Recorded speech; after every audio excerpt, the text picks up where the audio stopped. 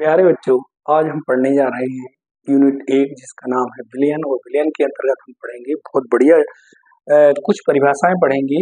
यानी कि प्रश्न नंबर 1 है। प्रश्न नंबर 1 क्या है? निम्न को समझाइए। निम्न को समझाइए। निम्न को समझाइए। बच्चों, एक कुछ पॉइंट पूछे जाते हैं। हम पढ़ रहे हैं यूनिट 1 और जिसका नाम है विलियन। विलियन नाम के इस अध्याय में विलियन बनने के लिए सबसे इम्पोर्टेंट बात ये होती है कि विलियन किस तरीके से बनाया है। मोल में बना है, ग्राम में बना है, लीटर में बना है, किस एंगल से बना है। उस एंगलों को हम बोलते हैं सांद्रता के पद। और सांद्रता के पद के क्रम में हम पढ़ रहे हैं नंबर 1 मोललता। मोललता।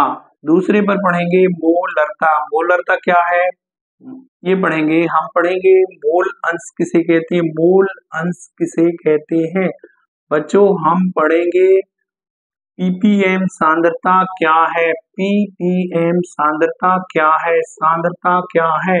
हम पढ़ेंगे बच्चों कि हेनरी का नियम क्या है। हेनरी का नियम क्या है। इन प्रश्नों के आंसर देखिए। हमको इस विलियन नाम के इस अध्याय में इस यूनिट में से 7 नंबर का 2025 के लिए पूछा जाना है, उसको हम कवर करेंगे। हम पढ़ेंगे मोललता। मोललता क्या होती है बच्चों। मोललता का मतलब ये है कि जो विलियन बना है वो विलियन ग्राम में बना है। किसी विलियन के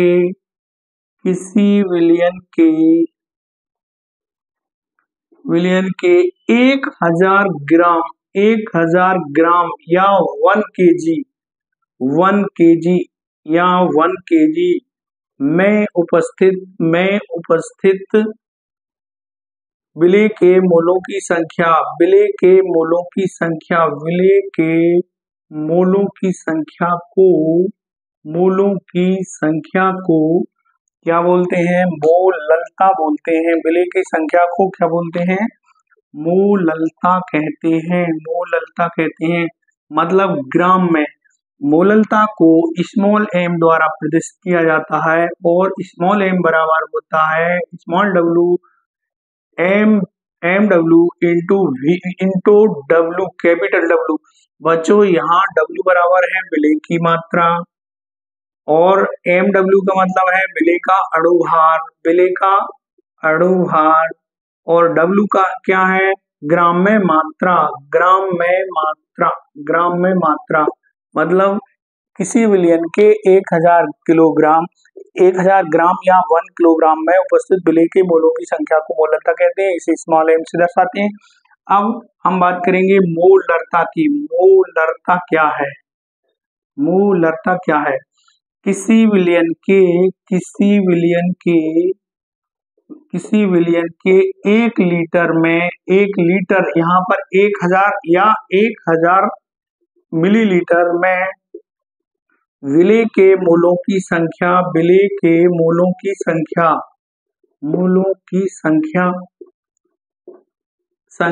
को क्या बोलते हैं। मोलरता कहते हैं। मोलरता कहते हैं। मोलरता को कैपिटल एम द्वारा प्रदर्शित किया जाता है और कैपिटल एम बराबर होता है डब्ल्यू इंटू 1000 बटे एम डब्ल्यू इंटू वी। यहाँ पर स्मॉल डब्ल्यू क्या है। स्मॉल डब्ल्यू वही है विलेय की मात्रा है। एम डब्ल्यू क्या है विलेय का अणुभार है और वी क्या है विलियन का मिलीलीटर ml में आयतन है। अब यहाँ पर हम इस विलियन को आयतन में बनाते हैं, इसको ग्राम में बनाते हैं। तीसरी बात करते हैं मोल अंश क्या है। मोल अंश की डेफिनेशन है विलियन के किसी एक घटक में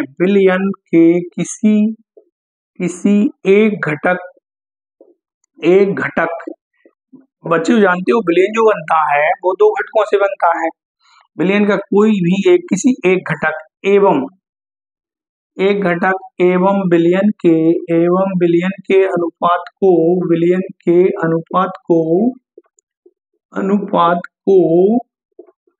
उस घटक का मोल अंश कहते हैं। उस घटक का मूल अंश कहते हैं। मूल अंश कहते हैं बच्चों, मूल अंश क्या है होता है? मूल अंश जो होता है किसी एक घटक को होता है। यदि हम विलेय को n1 बराबर क्या है? विलेय, और n2 बराबर क्या है? विलायक। और यदि हम विलयन को प्रदर्शित कर रहे हैं n1 प्लस n2 बराबर हो जाएगा विलयन हो जाएगा। अब विलेय का मूल अंश क्या होगा? विलेय का मूल अंश बराबर हो जाएगा n1 अपान n1 प्लस n2। अच्छा, इसी प्रकार विलायक का मूल अंश बराबर होता है n2 अपान n1 प्लस n2। मतलब विलयन के किसी एक घटक एवं विलयन के अनुपात को उस घटक का मूल अंश कहते हैं। जैसे ये विलेय विलायक और विलयन हुआ।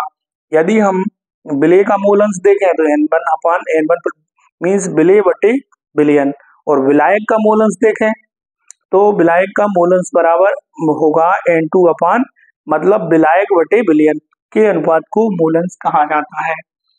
अगली बात करें हम बात करेंगे ppm सांद्रता। ppm सांद्रता का मतलब ये होता है कि बहुत सारे विलयन में, बहुत सारे विलायक में अगर विलेय के कणों की संख्या कम हो, बहुत सूक्ष्म विलेय के कणों की संख्या के लिए हम ppm सांद्रता ज्ञात करते हैं। मीन्स विलयन के 10 लाख भाग भारों की संख्या में उपस्थित विलेय के मोलों की संख्या, विलेय के घटकों की संख्या को जब प्रदर्शित करते हैं तो उसे ppm सांद्रता कहते हैं। सांद्रता, ppm सांद्रता को प्रदर्शित करने का एक सूत्र है। ppm सांद्रता बराबर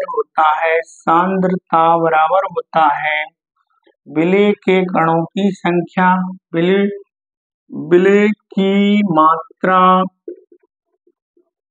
ग्राम में, और दूसरा बटे विलायक की मात्रा ग्राम में गुणित 100 गुणित 10 की घात 6।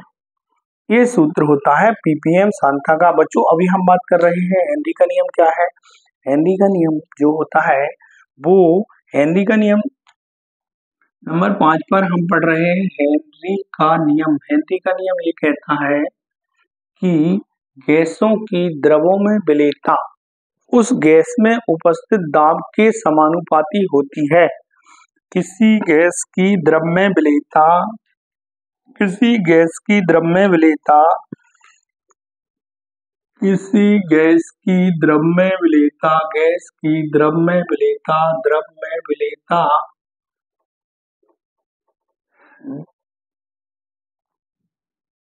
की विलेयता दाब के समानुपाती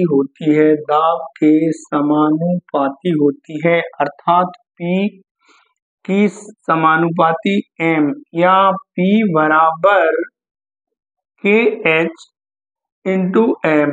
मतलब जैसे जैसे गैस द्रव में घोली जाएगी, विलायक में घोली जाएगी, तो दाब बढ़ाने पर वह घुल जाती है, दाब कम करने पर निकल जाती है। इसे हेनरी का नियम कहते हैं।